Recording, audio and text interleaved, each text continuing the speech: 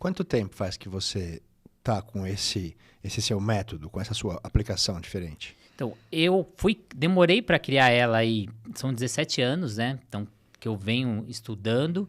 E a natação criativa, 7 anos mesmo, assim, fechado. Como metodologia mesmo. Como metodologia. Eu sei que metodologia sempre vai mudando, né? A cada ano você vai aperfeiçoando. Mas o que eu ia perguntar, assim, e você tem respostas positivas com isso? Assim, você tem números assim que mostram, putz, as crianças ficam mais... É muito legal, eu quero saber se funciona isso na prática. Como que dados que você tem que falam disso, por exemplo? Ou a gente enxerga muito isso na retenção. Então, eu, por exemplo, tenho 6 alunos matriculados, quantos vêm no dia seguinte, né? Então, quanto você tem uma retenção grande.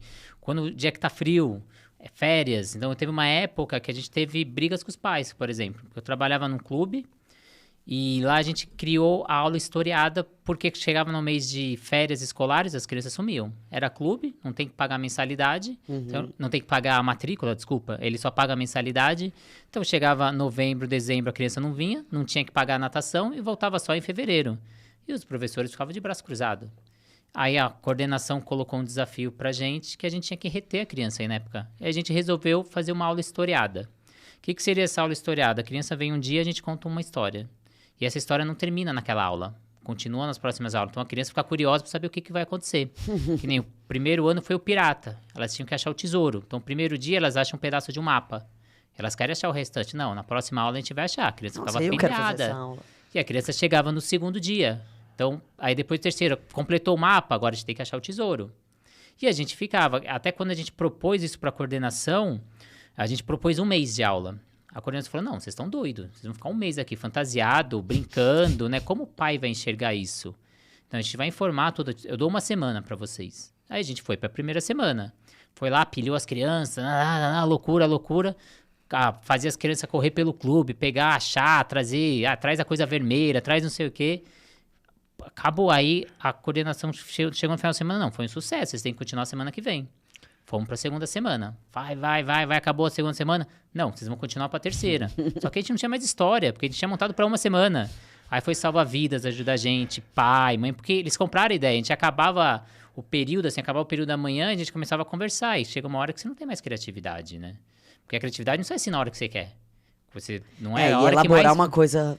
e a hora que você mais as crianças precisa, por 1 semana. Não vai vir. Trava, né? Trava. Mas aí a gente, no final, durou 1 mês. E lá nesse clube, que é coordenado pela Andrea Zani, e ele já todo ano tem essa aula historiada, já foram 13 episódios, cada ano é uma história, já foi Mário, já foi tipo Caverna do Dragão. A gente traz alguns temas e a gente já começa o ano inteiro pilhando as crianças. Fala, final do ano vai ser não sei o quê. E as crianças perguntam, o que vai ser esse ano, tio? O que vai ser esse ano? E começou a ter problema que os pais começaram a reclamar, porque as crianças não querem viajar. As crianças estão na época de férias e querem vir para natação. E a gente teve que começar a antecipar, assim, a gente vem em novembro, comecinho de dezembro, também... Pra ninguém perder. Pra ninguém perder, também não ter briga com os pais, porque comprou isso funciona, então a criança tá vindo, a criança quer vir. Uma vez a gente fez uma atividade que era, até que tá chegando a Copa, uma sugestão que era... não lembro o nome, era o desafio da Copa, a gente dividia as crianças por seleções, e cada chegada que a criança chegava era um gol para a seleção dela. E no final, até chegar na Copa, quem fez mais gol era a equipe campeã.